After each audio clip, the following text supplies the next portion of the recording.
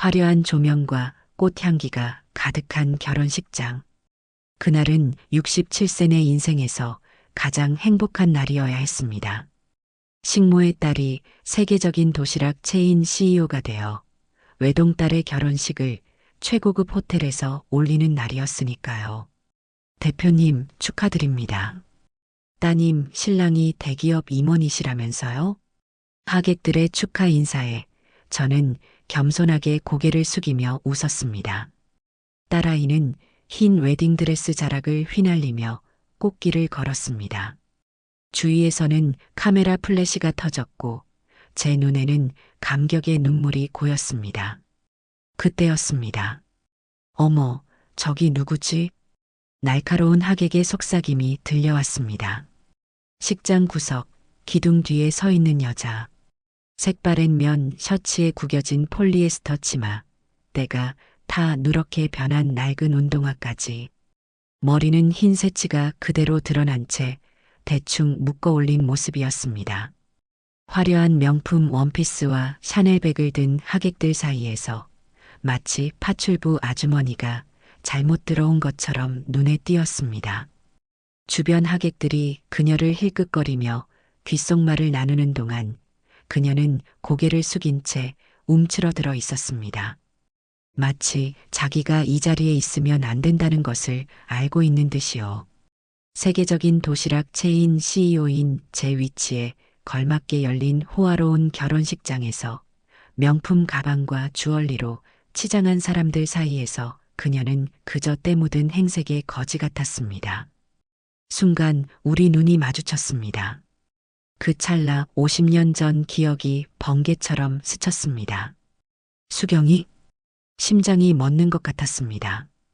50년 전 그 얼굴을 어떻게 잊을 수 있을까요?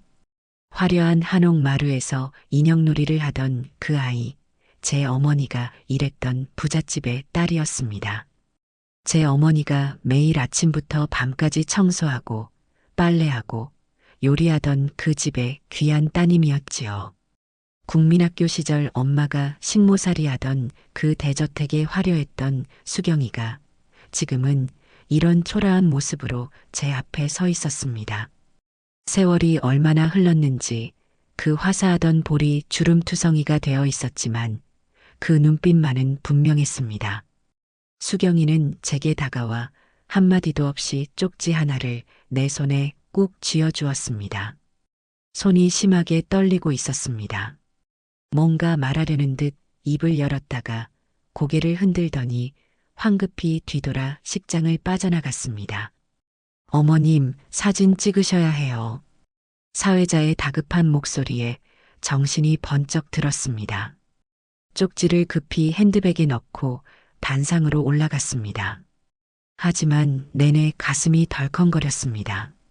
턱시도를 빼입은 사위가 환하게 웃으며 제게 허리 굽혀 인사할 때도 딸아이가 꽃다발을 안기며 엄마 행복해요라고 속삭일 때도 머릿속은 온통 그 쪽지 생각뿐이었습니다. 신랑 신부는 화려한 리무진을 타고 신혼여행을 떠났습니다. 하객들도 하나둘 자리를 떴습니다. 저는 텅 빈 결혼식장에 혼자 남아 떨리는 손으로 핸드백에서 쪽지를 꺼냈습니다. 연필로 꾹꾹 눌러 쓴 삐뚤빼뚤한 글씨. 그 남자, 제 딸을 속였던 놈입니다. 막지 않으면 또 누군가 울게 됩니다. 그리고 아래 적힌 전화번호. 두 다리에 힘이 쭉 빠졌습니다. 호텔 로비 소파에 털썩 주저앉았습니다. 웨딩홀 천장의 샹들리에 불빛이 어지럽게 돌았습니다. 띠링. 핸드폰에 알림이 떴습니다.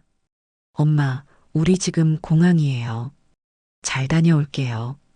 키워주셔서 감사합니다. 딸의 메시지였습니다. 공항, 출국, 신혼여행. 심장이 터질 듯이 뛰었습니다.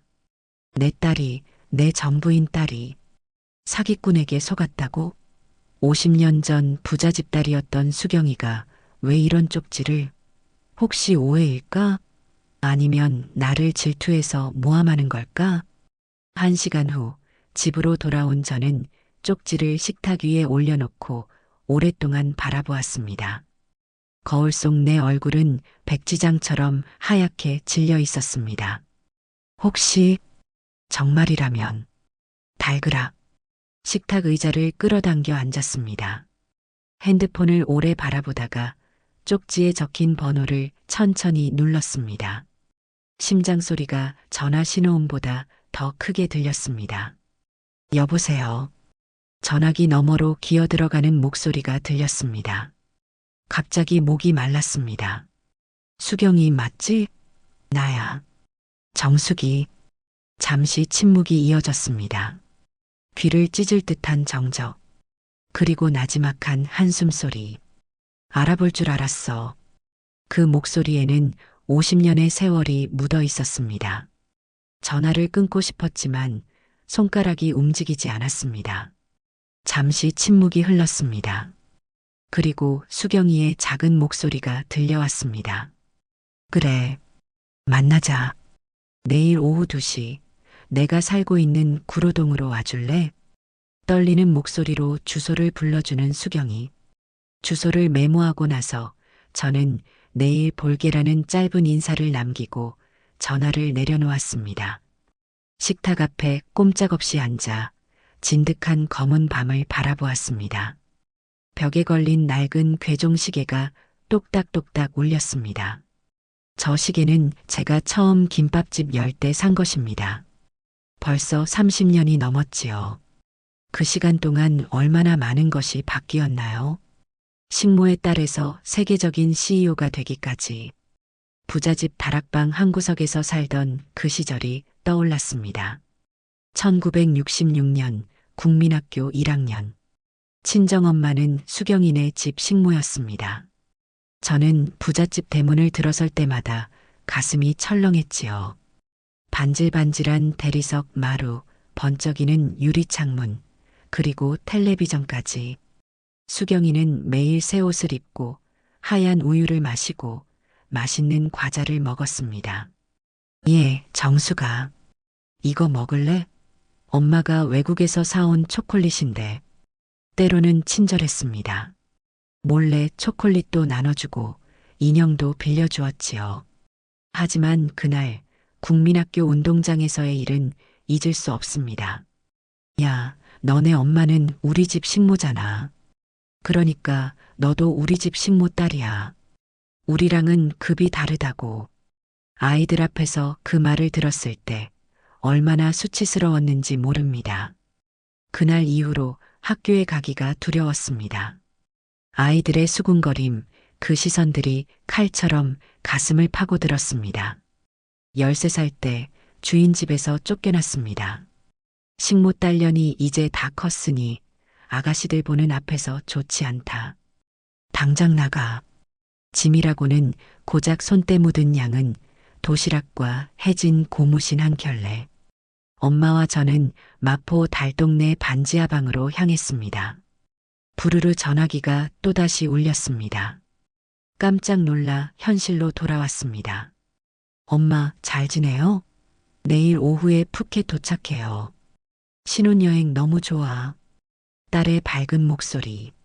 제 심장을 짓누르는 그 목소리. 전화를 끊고 나니 집안이 더 고요했습니다. 텅 빈 냉장고를 열어보았습니다. 김치통 하나, 오래된 양념장 몇 개. 첫 김밥집 열었을 때가 생각났습니다. 부잣집에서 쫓겨난 후 삶은 더 고달파졌습니다. 어머니는 식모 대신 이 집 저 집 다니는 파출부가 되었고 저는 학교를 마치자마자 공장에 취직했습니다. 25세 직장 동료 소개로 남편을 만났습니다. 성실하고 꿈 많은 남자였지요. 우리 언젠가는 우리 가게 하나 낼 거예요. 당신이 고생 안 하게 해줄게요. 결혼 5년 만에 첫 아이 선아가 태어났습니다. 남편은 밤낮으로 일했고 마침내 작은 전자제품 가게를 열었습니다. 꿈이 이루어지는 듯 했지만 갑작스러운 병마가 찾아왔습니다. 첫 기침 소리가 들린 지 석 달 만에 남편은 세상을 떠났습니다. 남은 건 5살 딸아이와 빚더미뿐이었습니다. 남편 사망 후 30대 초반에 시작한 김밥 장사. 새벽 3시에 일어나 쌀을 씻고 김을 굽고 계란을 부치고 손가락이 터져도 쉴 수 없었습니다. 비가 오나 눈이 오나 명절이나 주말이나 쉬는 날이 없었습니다. 그 모든 게 딸 하나 제대로 키우기 위해서였습니다. 우리 딸은 나처럼 살지 않게 해야 해. 절대로. 김밥집이 프랜차이즈가 되고 전국으로 퍼지고 해외로 나가게 된 건 모두 그 한마디 때문이었습니다. 딸에게 좋은 옷, 좋은 학교, 좋은 인생을 주기 위해서였습니다. 그런데 지금 그 딸이 위험하다고요? 안 돼. 벽에 걸린 딸의 어릴 적 사진을 바라보았습니다. 입학식 날 빨간 리본 달고 환하게 웃는 모습. 졸업식 날 담임 선생님과 찍은 사진. 대학 졸업식 날 학사모를 던지며 기뻐하던 순간. 그 아이의 행복을 지켜야 했습니다. 야간등만 켜진 거실에서 서랍을 열었습니다. 가장 깊은 곳에 넣어둔 물건 하나. 37년 전 김밥집 시작할 때 써온 첫 김밥칼이었습니다. 손잡이는 닳았지만 날은 여전히 날카로웠습니다. 휴대폰을 집어들고 딸에게 문자를 보내려다 멈췄습니다. 아직은 아니었습니다. 먼저 정말 진짜인지 실수 없이 진실을 확인해야 했습니다. 계속 메모 속의 내용이 허튼 소리라고 믿고 싶었습니다. 시계가 새벽 3시를 가리켰습니다. 김밥을 말던 그 시간이었습니다. 창밖으로 보이는 서울의 불빛들, 높은 빌딩, 화려한 네온 사인. 제가 읽어온 세상이었습니다. 도대체 무슨 일이 있었던 거지? 수경이의 낡은 옷, 마른 손, 창백한 얼굴이 자꾸 눈앞에 아른거렸습니다. 부잣집 딸이 어쩌다 저렇게 됐을까요? 그리고 왜 하필 내 딸의 결혼식에? 창문에 비친 제 얼굴을 바라보았습니다. 67세, 세월의 흔적이 깊게 패인 얼굴. 하지만 눈빛은 달랐습니다. 더 이상 식모의 딸이 아닌 세상을 정복한 여자의 눈빛이었습니다. 내일 수경이를 만나기로 했습니다. 새벽녘 창가에 앉아 밝아오는 하늘을 바라보며 생각했습니다. 수경이와의 약속을 앞두고 마음이 복잡했습니다. 50년 만에 만나는 옛 친구, 그것도 이런 상황에서 내 인생에서 가장 행복해야 할 딸의 결혼식 날, 왜 과거의 그림자가 찾아온 것일까요? 그날 아침 수경이를 만나러 가기 전 오래된 서랍을 열었습니다. 가장 깊숙한 곳에 넣어둔 종이 상자 하나. 그동안 한 번도 꺼내보지 않은 물건들이었습니다. 손때 묻은 구슬 몇 개, 국민학교 성적표, 그리고 해진 고무신 한 짝. 그 고무신을 신었던 그날이 떠올랐습니다. 1966년 굴뚝에서 연기가 피어오르던 겨울이었습니다. 정수가 오늘은 고무신 잘 벗어놓고 들어와. 오늘 아가씨네 아버지 생일잔치라 손님 많을 거야. 엄마의 목소리에 고개를 끄덕였습니다. 고무신을 대문 밖에 가지런히 벗어놓고 부엌으로 들어갔습니다. 부엌에서는 고기를 굽는 냄새, 과일을 자르는 소리, 그릇 부딪히는 소리가 가득했습니다. 예, 이거 좀 갖다 드려라. 수경이 어머니가 건넨 과일 접시. 수줍은 걸음으로 안방으로 향했습니다. 문을 열자 화려한 옷을 입은 사람들이 보였습니다. 그 중에서 수경이가 환하게 웃고 있었습니다. 모직 원피스에 하얀 러플 양말을 신고 머리에는 빨간 리본을 달고 있었지요. 여기 과일이요. 접시를 내려놓자 손님 어른들이 저를 쳐다보았습니다. 아이고, 이게 누구네 아이지? 옷이 그게 뭐니? 누군가의 말에 얼굴이 붉어졌습니다.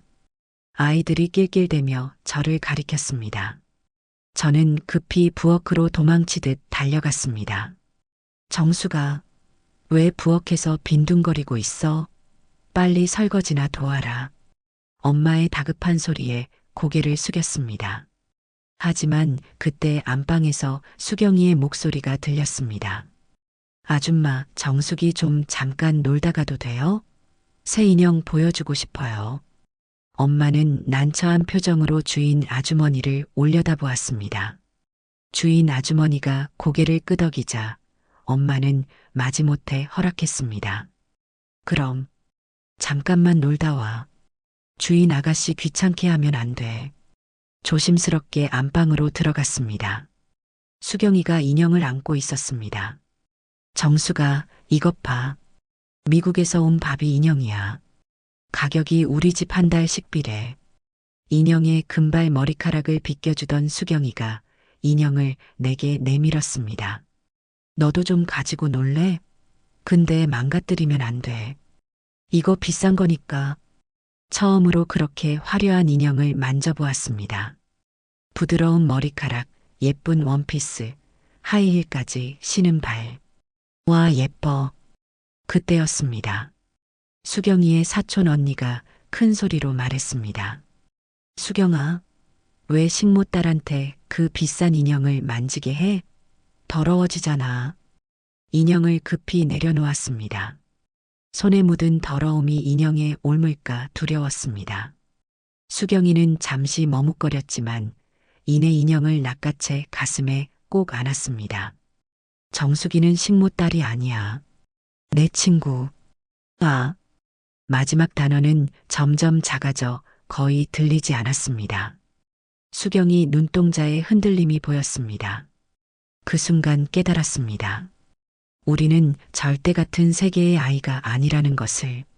수경이는 잠시 망설이더니 인형의 예쁜 드레스 한 벌을 슬쩍 빼서 내 손에 쥐어주었습니다. 이따 엄마 없을 때 우리 부엌에서 만나서 인형 옷같이 만들자. 아무도 모르게. 수경이가 작게 말했습니다. 드레스를 건네며 미소 짓는 수경이의 표정에는 진정한 우정과 함께 그 우정이 비밀이어야 한다는 슬픈 인식이 담겨 있었습니다. 저는 고개를 숙이고 부엌으로 돌아왔습니다. 그날 밤 다락방 구석에 숨어 울었습니다. 엄마는 말없이 제 등을 토닥였습니다. 왜 우리는 가난해요, 엄마? 엄마는 한참을 말없이 있다가 내 머리를 쓰다듬었습니다. 정수가 가난은 죄가 아니야. 하지만 내가 공부 열심히 해서 나중에는 이런 삶에서 벗어나길 바래. 국민학교 입학 후 수경이와 저는 같은 반이 되었습니다. 하지만 학교에서도 우리의 세계는 달랐습니다. 수경이는 항상 새 학용품, 새 책가방, 도시락통이 있었습니다. 저는 연필을 반으로 잘라 쓰고 학용품은 언제나 중고품이었습니다. 공책은 형편없이 얇았고 지우개는 잘라서 반만 가지고 다녔습니다. 크레파스는 남의 것을 빌렸을 때가 많았지요. 비가 오는 날이었습니다. 수경이는 고급 우산을 폈고 저는 머리에 책가방을 얹고 뛰었습니다. 물이 철철 넘치는 길가에서 왕창 넘어져 책과 공책이 모두 물에 젖었습니다. 비에 흠뻑 젖은 채 교실로 들어서자 아이들이 킥킥거리며 웃었습니다. 정숙이 꼴이 왜 저래? 흙탕물 세수했냐? 수경이는 잠시 망설이는 듯 했습니다. 그러나 친구들의 시선이 그녀에게 쏠리자 마치 증명이라도 하듯 가장 크게 웃었습니다. 제 눈과 마주쳤을 때 그녀의 눈에 순간 미안함이 스쳤지만 곧 다른 친구들과 함께 웃음을 이어갔습니다. 하교길 수경이가 몰래 건네준 손수건을 주머니에 꼭 쥐었지만 그날의 웃음소리는 지금도 귓가에 맴돕니다. 가장 아팠던 순간은 졸업을 앞둔 국민학교 6학년 때였습니다. 예, 정수가. 이제 크니까 딴 데로 가야 한다. 내 엄마도 이제 여기서 일 못해. 주인집 어른의 말씀에 엄마와 저는 그날로 짐을 쌌습니다. 짐이라고는 고작 양은 도시락, 빗, 비누, 그리고 입던 옷 몇 벌뿐이었습니다. 왜 가야 해요, 엄마? 엄마는 말없이 짐을 쌌습니다. 내가 수경이한테 뭐 잘못했어요? 엄마는 한숨을 쉬었습니다. 아가씨도 이제 처녀가 되니 같은 또래 식모딸이 있으면 좋지 않대. 마지막으로 본 수경이의 얼굴은 창문 너머였습니다. 눈이 마주쳤지만 수경이는 고개를 돌려버렸습니다. 그렇게 우리는 그 집을 떠났습니다. 2번 다시 발걸음하지 않으리라 다짐하면서 다락방을 나오며 고무신 한 짝을 놓고 왔습니다. 거짓골로 쫓겨나 달동네로 향하던 그날, 제 마음에도 무언가 중요한 것이 반쪽만 남았습니다. 고무신을 내려놓으며 생각했습니다. 어쩌면 이 회상이 마지막일지도 모른다고. 이제는 그때의 상처를 들여다볼 용기가 생겼으니까요. 옛날 고무신처럼 낡고 초라했던 시절을 뒤로하고 오늘 수경이를 만나러 가야겠다고 결심했습니다. 나는 더 이상 식모의 딸이 아니니까요. 수경이를 만나기 전 잠시 창밖을 바라보았습니다. 빌딩 숲 너머로 아침 해가 떠오르고 있었습니다. 이 도시의 한 빌딩에 제 이름을 건 회사가 있었습니다. 김정숙 도시락 체인, 전 세계 1000호점 돌파. 이 모든 것이 어떻게 시작되었는지 생각은 꼬리에 꼬리를 물고 문득 그 시절까지 떠올랐습니다. 1988년 초여름이었습니다. 여보, 병원에서 전화 왔어요. 남편이 출근 준비를 하고 있었습니다. 병원에 정기검진을 받으러 갔던 남편의 결과가 나온 날이었습니다. 무슨 일 있대? 다시 오래요. 결과 상담을 해야 한대요. 그날 병원에서 받은 진단은 폐암 말기였습니다. 남편은 3달을 넘기지 못했습니다. 남겨진 건 5살 딸아이와 빚더미뿐이었지요. 장례를 치른 날 밤 잠들지 못한 채 새벽을 맞았습니다. 남편의 빈 밥그릇을 정리하며 손이 떨렸습니다.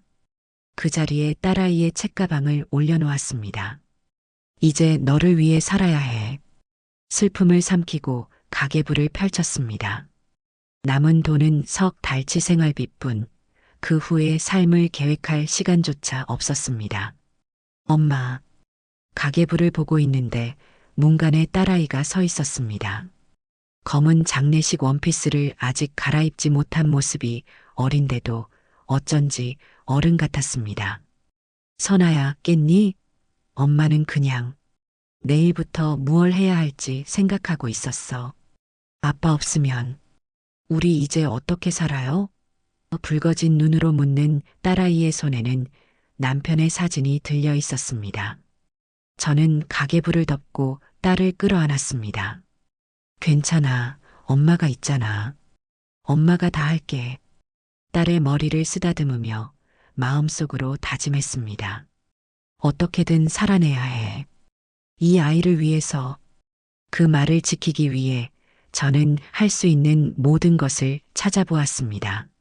학력도 기술도 돈도 없는 30대 초반의 여자가 할 수 있는 일이라곤 식당, 설거지, 건물 청소, 전단지 돌리기 정도였습니다. 아줌마, 아이 있으면 안 써요. 애 아프면 누가 일해요? 취직 거절이 계속되었습니다. 그러던 어느 날 시장 구석 허름한 가게 앞을 지나가다 임대 종이를 보았습니다. 5평 남짓한 좁은 공간이었습니다. 여기서 뭘 할 수 있을까? 고민하다 떠오른 건 김밥이었습니다. 엄마가 가르쳐준 김밥 말기. 식모살이하며 부잣집 손님 접대용 김밥을 수백 번은 말았던 솜씨였습니다. 은행에 남은 돈을 털고 친척들에게 빌리고 심지어 사채까지 써서 가게를 열었습니다. 정숙이네 김밥이라는 이름으로.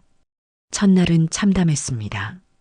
새벽 3시에 일어나 쌀을 씻고 단무지를 썰고 계란을 부치고 김을 굽고 시금치를 데치고 손가락이 터져가며 만든 김밥 100줄. 그런데 그날 판매량은 고작 30줄이었습니다. 마감이니까 싸게 가져가세요. 절반 가격이에요. 퇴근길 직장인들에게 외쳤지만 발길을 돌리는 사람들이 대부분이었습니다. 남은 70줄의 김밥을 바라보며 핏기 없는 얼굴로 집에 돌아왔습니다. 엄마, 오늘 장사 어땠어요? 기대에 찬 딸아이 얼굴에 거짓말을 할 수 없었습니다.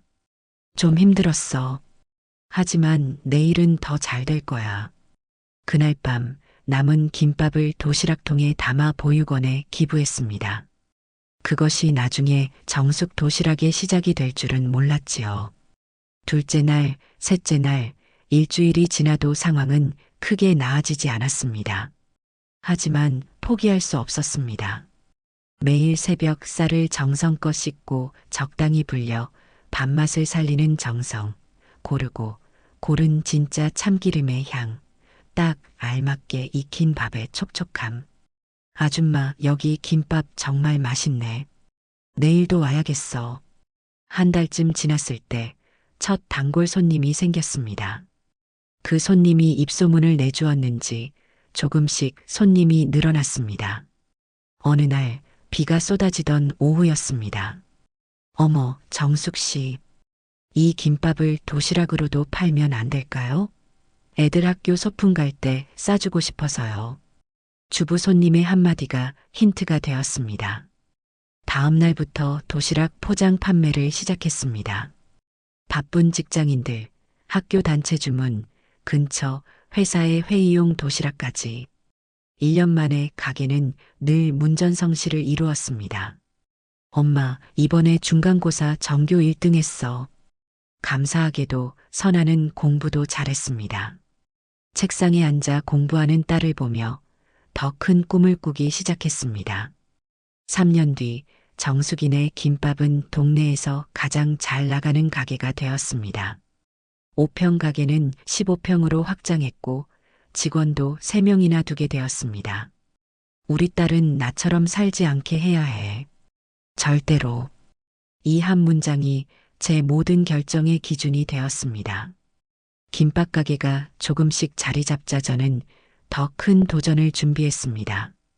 밤마다 지역 상공회의소 여성 창업 교실에 다니며 경영을 배웠습니다. 처음엔 무슨 말인지도 모르겠고 발표만 해도 얼굴이 붉어졌지만 한 단계씩 성장했습니다. 정숙 씨는 왜 이렇게 열심히 하세요? 라는 질문에 저는 항상 같은 대답을 했습니다. 제 딸에게 꿈을 물려주고 싶어서요. 그곳에서 만난 멘토 이사장님은 제 숨겨진 가능성을 발견해 주셨습니다. 정숙 씨, 당신의 김밥에는 스토리가 있어요. 식모의 딸에서 사장이 된 당신의 이야기를 사람들은 응원할 겁니다. 그 조언대로 식모의 딸, 정직한 맛을 짓다라는 브랜드 스토리를 만들었고 맛과 정성에는 절대 타협하지 않았습니다. 재료는 최고급만 사용했고 김밥을 싸는 방법도 표준화했습니다. 그러던 어느 날 지역 상공회의소에서 추천한 양복을 빼입은 남자가 찾아왔습니다. 사장님, 프랜차이즈 해보실 생각 없으세요? 제가 투자할게요. 처음엔 망설였습니다. 남의 손에 제 가게 이름을 맡긴다는 것이 두려웠습니다. 하지만 딸아이는 이제 고등학생. 대학 등록금을 생각하면 더 큰 도약이 필요했습니다. 해볼게요. 하지만 한 가지 조건이 있어요. 뭔가요? 맛은 절대 타협 안 합니다. 재료부터 조리법까지 모두 동일하게. 이런 뚝심과 철학이 있었기에 투자자들도 존중하며 따랐습니다. 유통업계 전문가 박 대표님은 식자재 공급망을 효율화해 주었고 금융권에서 온 정 이사는 투자 유치를 도왔습니다. 그렇게 정숙 도시락 1호점이 문을 열었고 3개월 만에 매출이 2배로 뛰었습니다. 이듬해 3호점, 5호점, 10호점으로 퍼져나갔습니다. 딸이 서울대 경영학과에 합격했을 때 저는 정숙 도시락 50호점 오픈 행사 중이었습니다. 그리고 대학을 졸업한 딸이 회사에 합류하면서 우리는 해외 진출을 시작했습니다. 어머니의 정성과 딸의 혁신, 그리고 믿을 수 있는 동반자들이 있었기에 정숙 도시락은 처음 5년 만에 50호점, 15년 만에 500호점, 30년 만에 1000호점을 돌파할 수 있었습니다. 여보, 보고 있나요? 우리 딸 잘 큰 거. 남편 사진 앞에서 중얼거렸습니다. 문득 그 시절이 그리웠습니다. 새벽에 쌀 씻던 손, 김밥 마는 소리, 첫 월세 내던 날의 설렘. 휴대폰이 울렸습니다. 수경이와의 약속 시간이 다가오고 있었습니다. 준비를 마치고 집을 나서려는데 현관 거울에 비친 제 모습이 낯설었습니다. 명품 정장, 진주 목걸이, 화려한 반지, 그리고 붉게 물든 입술. 이제 나는 정말 식모의 딸이 아니야. 거울 속 제 눈빛이 말했습니다. 하지만 마음 한구석에는 여전히 그 옛날 다락방에서 몰래 울던 소녀가 살아 있었습니다. 어쩌면 수경이도 그럴지 모릅니다. 화려했던 부잣집 딸에서 이제는 거지꼴이 되었다지만 그 안에는 여전히 고운 인형을 가지고 놀던 소녀가 있을 겁니다. 현관문을 나서며 깊은 숨을 들이쉬었습니다. 다가올 진실을 맞이할 준비가 되었습니다. 딸아, 엄마가 지켜줄게. 무슨 일이 있더라도. 수경이가 살고 있다는 주소는 강남에서 한참 떨어진 구로동 달동네 골목이었습니다. 간판도 없는 허름한 원룸, 녹슨 철제 계단을 올라 3층 끝방 앞에 섰습니다. 차마 손이 올라가지 않아 한참을 망설였습니다. 문 옆에 이수경이라고 쓰인 종이가 테이프로 붙어 있었습니다. 2번, 3번 노크했지만 대답이 없었습니다. 수경아? 불러봤습니다. 문이 살짝 열렸습니다. 그 틈으로 보이는 얼굴은 제가 50년 전에 알던 수경이와는 너무나 달랐습니다. 주름진 볼, 처진 눈꺼풀, 그리고 곳곳에 번진 검버섯. 들어와. 겨우 한 사람이 누울 수 있는 작은 방이었습니다.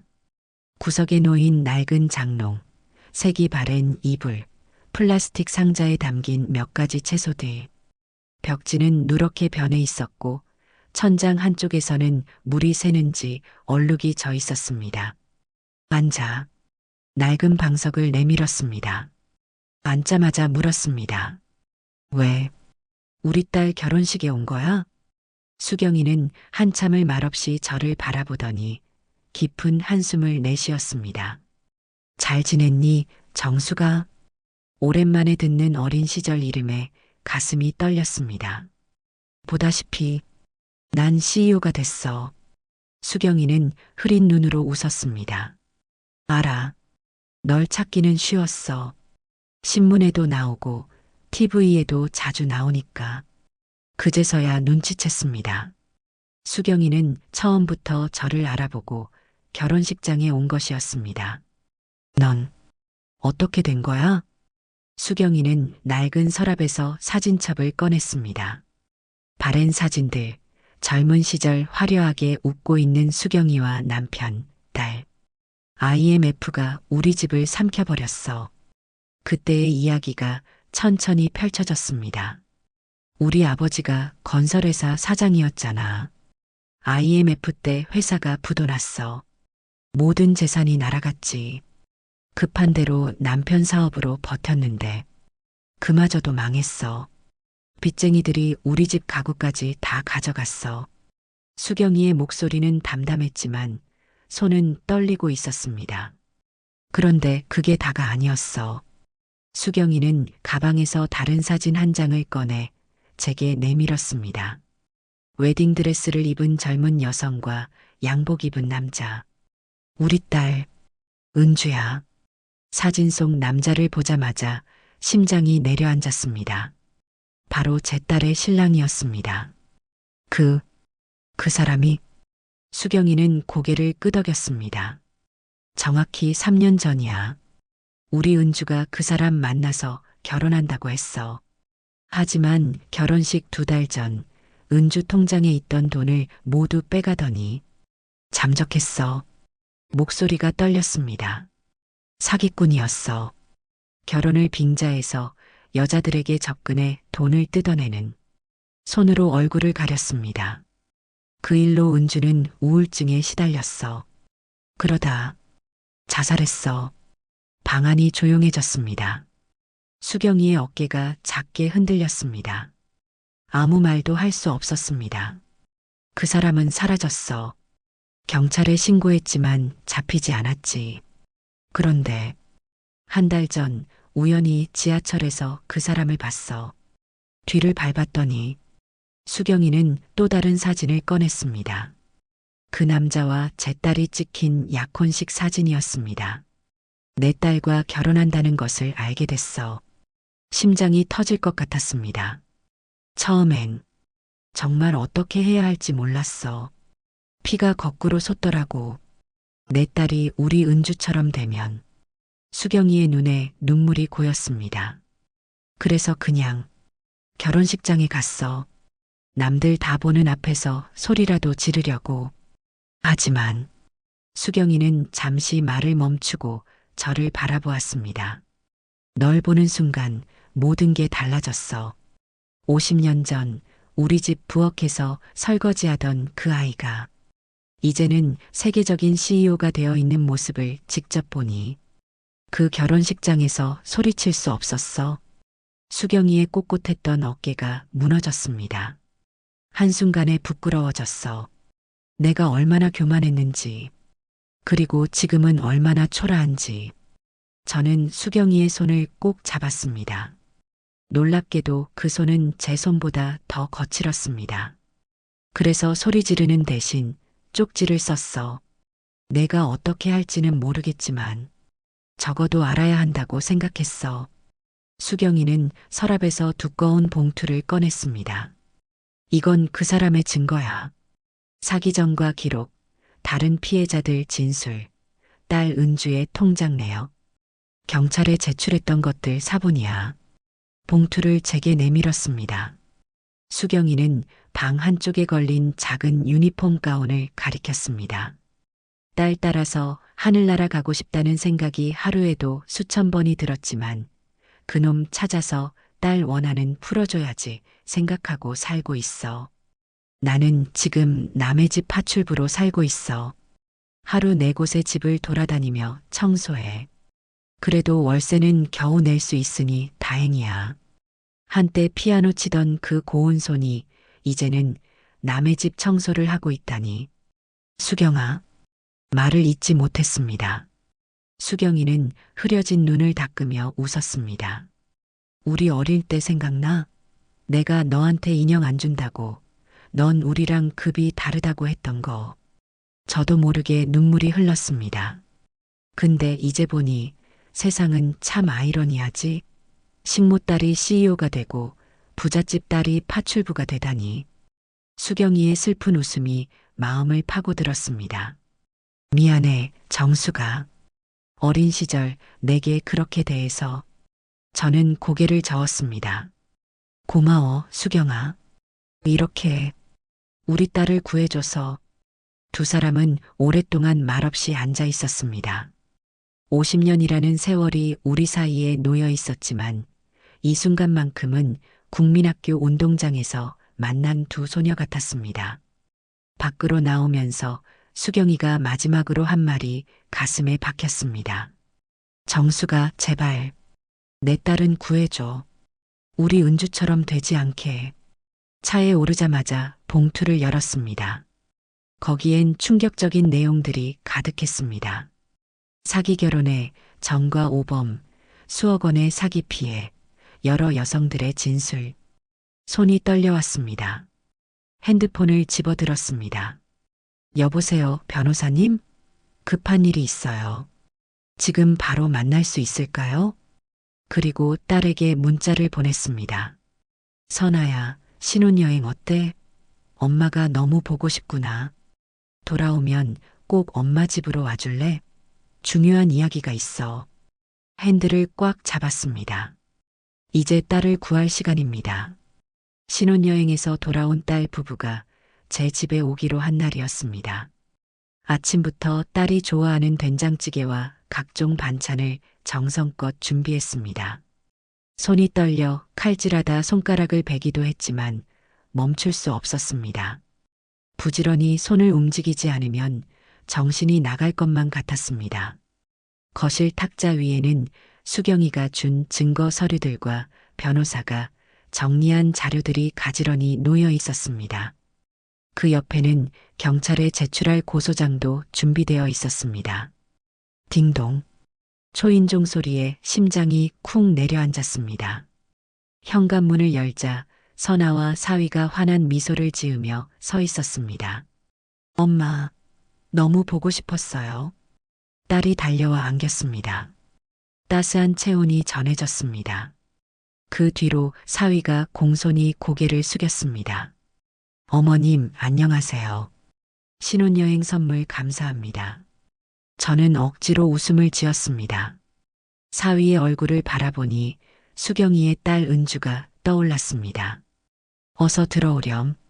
식탁에 앉아 밥을 먹는 내내 딸은 신혼여행 이야기로 시간을 채웠습니다. 해변에서의 추억, 맛있는 음식들, 함께 본 아름다운 예물까지. 그 얼굴에서 행복이 넘쳐 흘렀습니다. 엄마, 왜 그렇게 말이 없어요? 안색도 안 좋아 보이는데. 저는 밥그릇을 내려놓았습니다.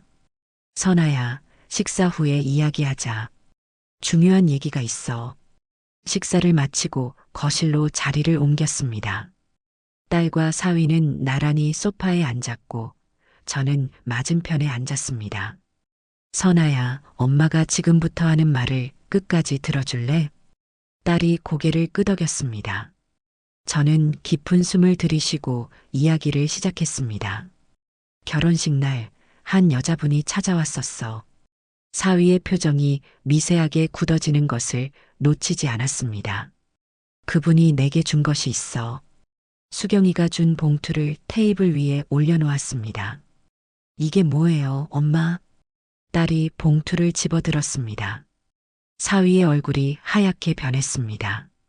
석주 씨, 당신은 이 안에 뭐가 들었는지 알고 있죠? 사위는 말없이 자리에서 일어섰습니다. 제가 지금 화장실 좀.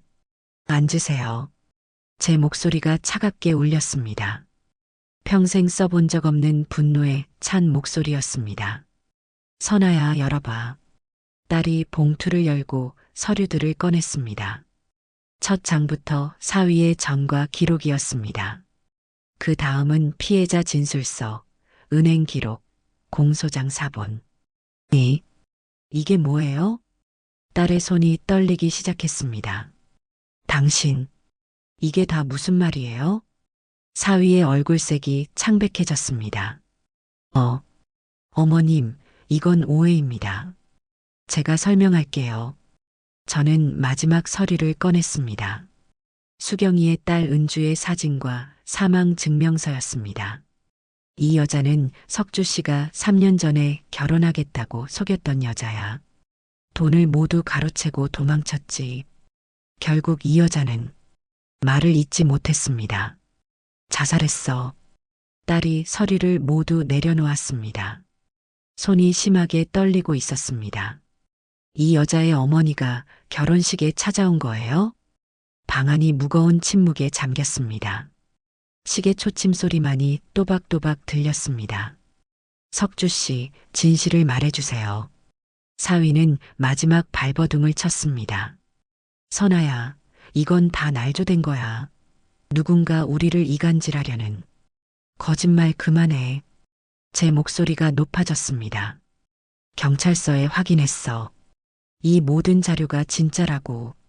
너는 지금까지 5명의 여성에게 같은 수법으로 접근했어.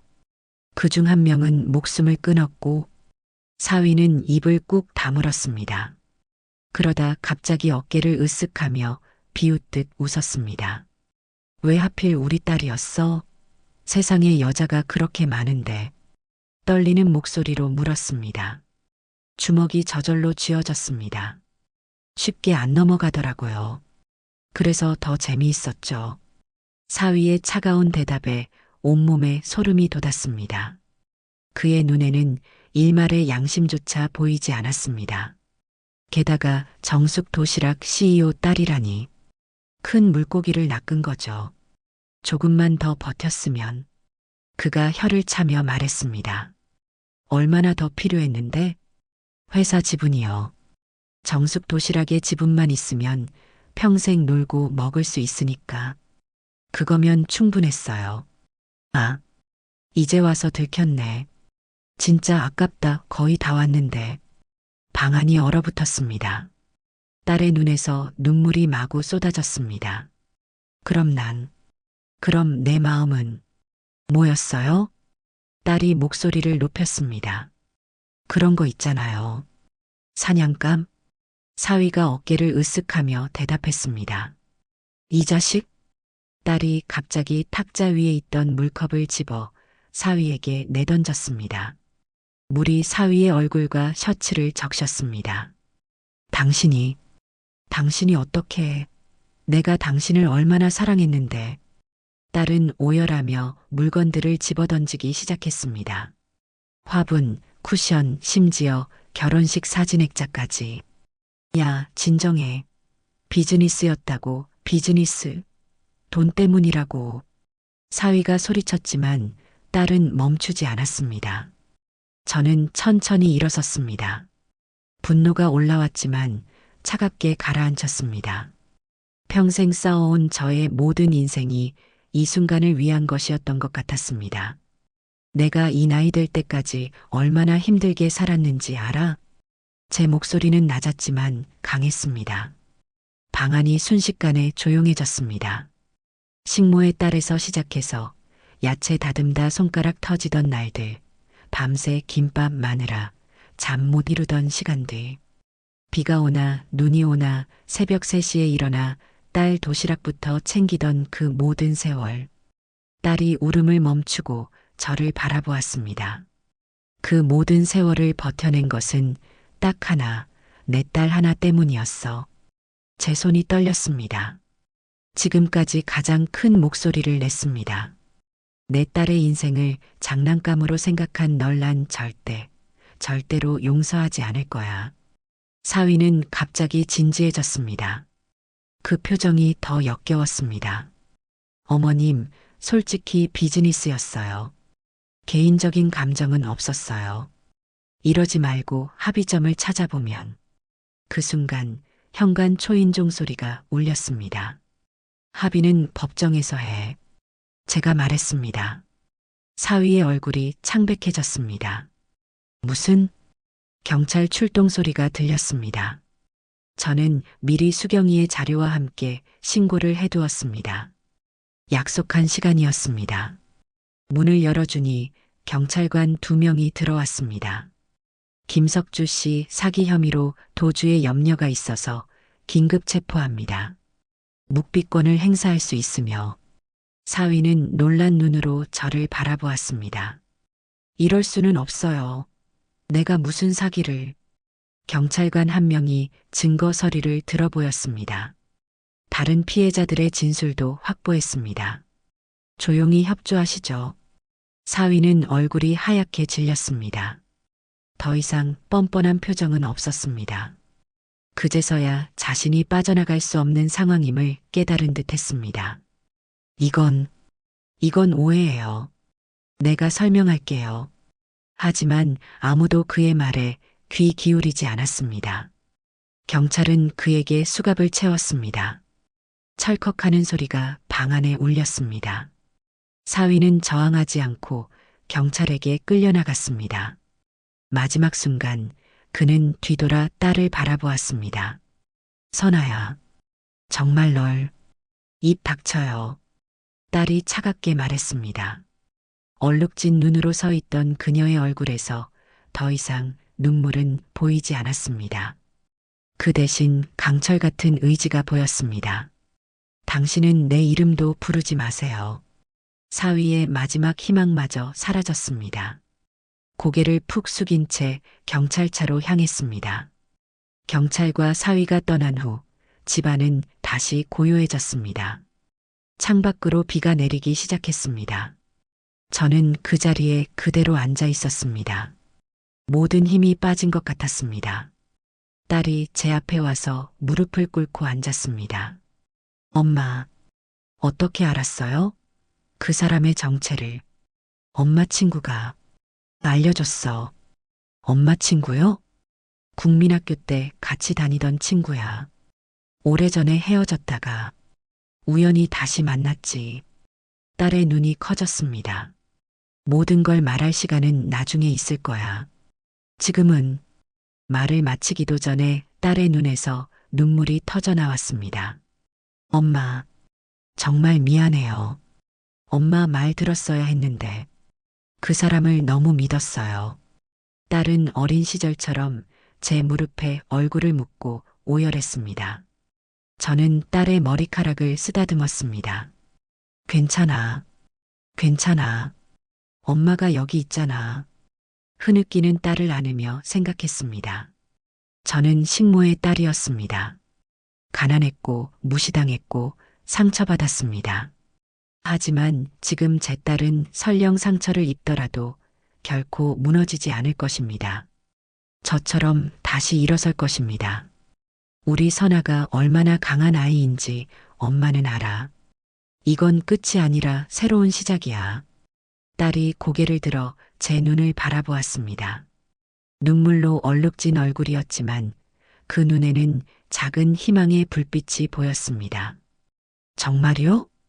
그럼 우리 모녀는 언제나 다시 일어서잖아. 그날 밤 딸은 저의 방에서 잠들었습니다. 어린 시절 악몽을 꾸던 날처럼요. 저는 옆에 누워 딸의 숨소리를 들었습니다. 고요하고 평화로웠습니다. 고마워요. 잠결에 딸이 중얼거렸습니다. 제 마음은 어떤 말로도 표현할 수 없는 감정으로 가득 찼습니다. 그것은 슬픔도 후회도 분노도 아닌 오직 모성의 그 순수한 사랑이었습니다. 다음 날 변호사와 함께 경찰서에 가서 고소장을 정식으로 제출했습니다. 결혼 무효 소송도 바로 시작했습니다. 모든 절차가 빠르게 진행되었습니다. 일주일 후 석주에 대한 구속영장이 발부되었습니다. 추가 피해자들도 나타나기 시작했습니다. 그리고 한 달 뒤 법원에서 결혼 무효 판결이 내려졌습니다.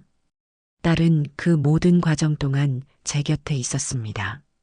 때로는 울고 때로는 분노하고 하지만 서서히 다시 일어서고 있었습니다. 어느 저녁 딸과 함께 테라스에서 차를 마시고 있었습니다. 엄마, 그 친구분 다시 만났어요? 저는 차를 한 모금 마시며 고개를 가볍게 흔들었습니다. 아직 그럴 용기가 없더라. 만나봐요, 엄마. 그분께 고맙다고 전해야죠. 저는 잠시 생각에 잠겼습니다. 이제 수경이를 다시 만날 때가 온 것 같았습니다. 그래, 내 말이 맞아. 그 친구가 없었다면 우리가 어떻게 됐을지 모르지. 딸이 제 손을 꼭 잡았습니다. 엄마, 정말 고마워요. 내가 태어나서 이렇게 행운아라고 생각한 적이 없어요. 제 마음속 깊은 곳에서 따뜻한 감정이 피어올랐습니다. 그 옛날 수경이가 저를 식모의 딸이라고 놀렸던 그 아픔도 어머니와 함께 쫓겨났던 그 서러움도 이 순간만큼은 모두 녹아내리는 것 같았습니다. 딸의 얼굴을 바라보았습니다. 그 눈빛에서 새로운 시작을 보았습니다. 자, 이제 무슨 선물을 준비할까? 선물이요? 그래, 수경이. 아니, 내 친구에게 줄 선물. 결혼 사기 사건이 있은 후 2달이 지났습니다. 딸은 상처에서 조금씩 회복되어 다시 회사로 복귀했고 사위. 아니, 그 사기꾼은 구속 기소되어 재판을 앞두고 있었습니다. 어느 아침 저와 딸은 평소보다 여유롭게 아침 식사를 하고 있었습니다. 엄마, 1001호점 오픈 계획은 어떻게 됐어요? 그동안 일이 많아서 진행이 안 됐잖아요. 도시락 체인 1005점 돌파 기념으로 특별한 1001호점을 내려던 계획이었습니다. 하지만 그동안 벌어진 일로 미뤄두었죠. 요즘에야 생각할 여유가 생겼네. 어떤 콘셉트로 할지 고민 중이야. 이제 슬슬 시작해야 하지 않을까? 다들 기다리고 있어요. 특별한 의미를 담은 매장이면 좋을 것 같아요. 출근 준비를 마치고 거울 앞에서 머리를 매만지던 딸이 문득 저를 바라보았습니다. 이번 주말에 수경 이모님께 찾아가 보는 건 어때요? 지난번에 말씀드렸던 것처럼요. 이전에 나눴던 대화가 떠올랐습니다. 딸과 함께 테라스에서 차를 마시며 수경이 얘기를 했었지요. 그때 만나봐요, 엄마. 그분께 고맙다고 전해야죠. 라고 했던 딸의 말이 아직도 귓가에 맴돌았습니다. 그날 오후 회사 일을 마치고 수경이가 살던 구로동 원룸으로 향했습니다. 하지만 그곳에는 더 이상 수경이가 없었습니다. 혹시 이수경 씨 어디 계신지 아세요? 옆방 노인에게 물었습니다. 아, 그 파출부 아줌마. 병원에 실려갔다고 들었어. 길에서 쓰러졌대. 심장이 내려앉았습니다. 어느 병원인지 아세요? 구로 성심병원이라는 답을 듣고 바로 차를 돌렸습니다. 병원 응급실에 도착해 수경이를 찾았지만 이미 일반 병실로 옮겨진 후였습니다. 512호실. 문을 조심스레 열었습니다. 창가 침대에 수경이가 누워 있었습니다. 창백한 얼굴, 더 깊어진 주름, 팔에 꽂힌 링거, 눈을 감고 있는 모습이 너무 약해 보였습니다. 수경아. 수경이의 눈이 서서히 떠졌습니다. 저를 보자 놀란 듯 몸을 일으키려 했지만 힘이 없어 보였습니다. 정숙이 침대 옆에 앉았습니다. 수경이의 손을 잡았습니다. 그 손은 차갑고 거칠었습니다. 무슨 일이야? 왜 이렇게 됐어? 수경이는 힘없이 웃었습니다. 과로래. 청소하다가 갑자기 쓰러졌어. 의사 말로는 영양실조에 빈혈까지. 당분간 일 못하게 됐어. 심장이 저렸습니다. 미안해. 진작 찾아왔어야 했는데. 수경이는 고개를 저었습니다. 내 딸은 괜찮아? 응, 정말 고마워. 내가 아니었으면 우리 딸이. 말을 잇지 못했습니다. 수경이의 눈에도 눈물이 고였습니다. 내 딸은 구하지 못했는데. 다행이야.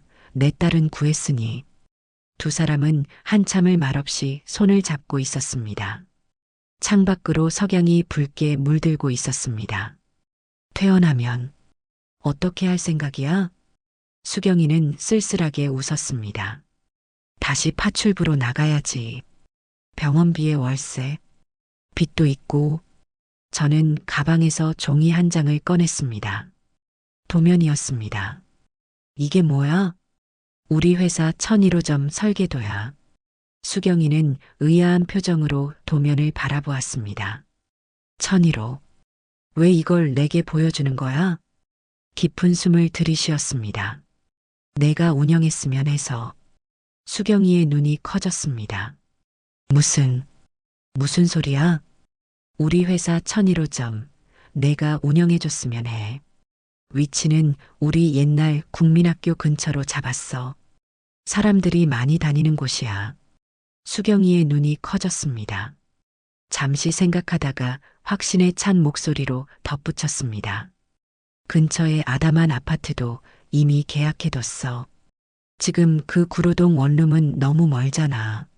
매장 운영하기 편하게 가까운 데로 옮기는 게 어떨까? 매장에서 걸어서 5분 거리야. 오늘부터 그곳이 내 집이 될 거야.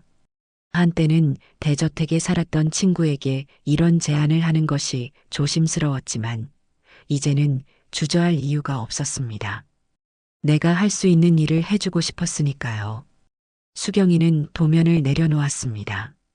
손이 떨리고 있었습니다. 농담하지 마, 정수가.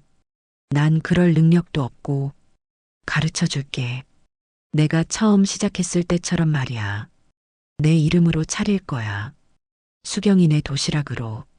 수경이의 눈에서 눈물이 흘러내렸습니다. 왜 이러는 거야? 나 같은 사람에게. 제 목소리도 떨렸습니다. 국민학교 때 내가 그랬지? 넌 우리랑 급이 달라라고. 그땐 정말 그랬을지도 몰라.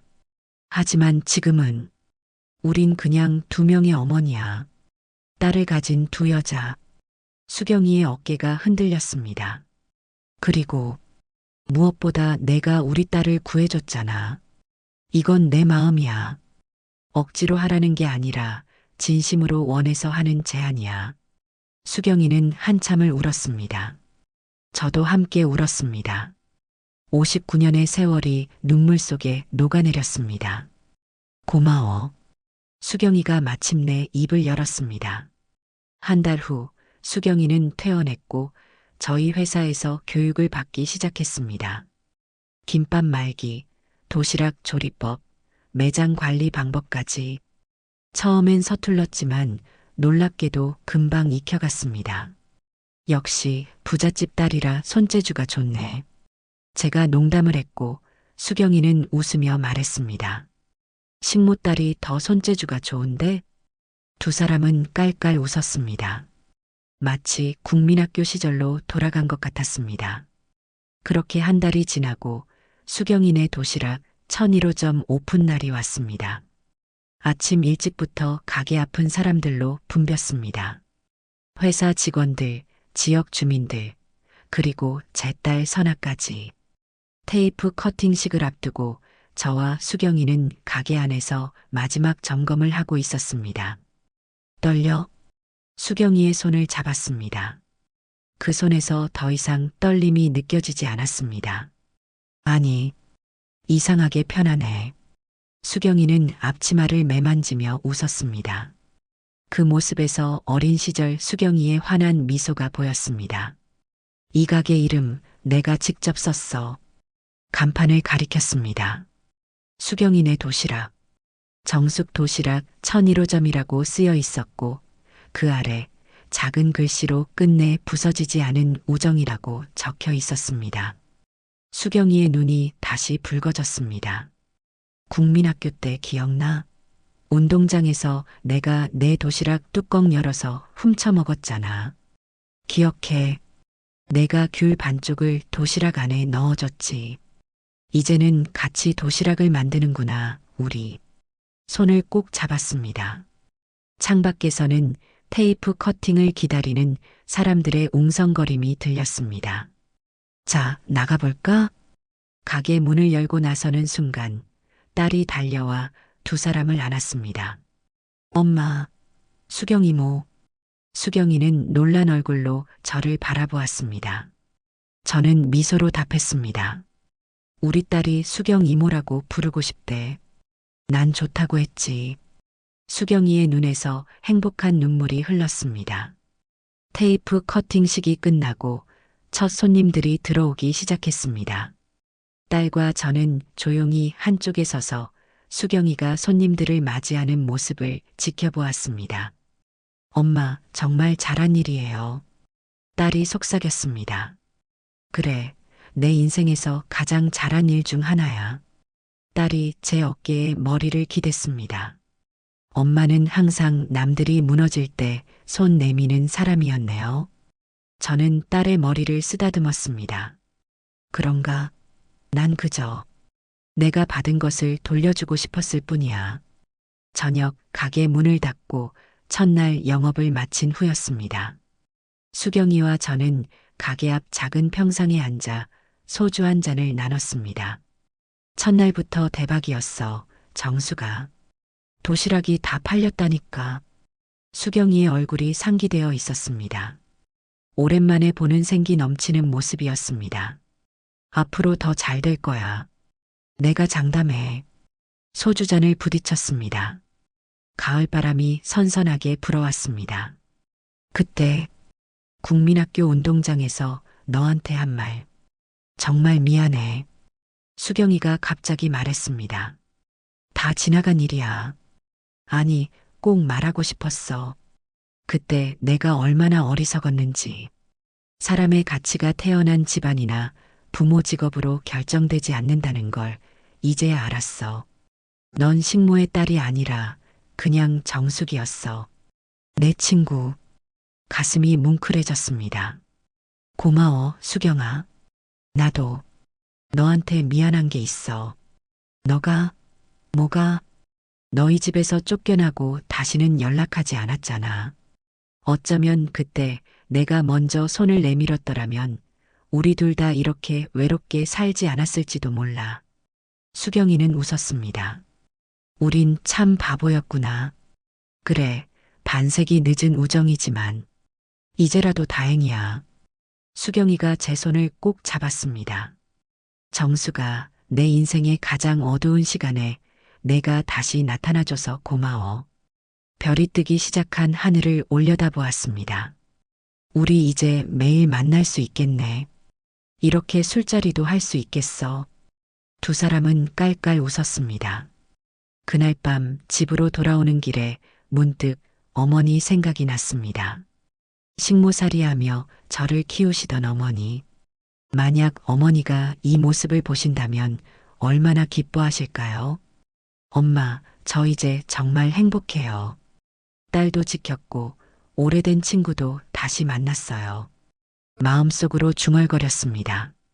창밖으로 서울의 밤 풍경이 지나갔습니다. 저 불빛 속 어딘가에 수경이네 도시락 1001호점이 있습니다.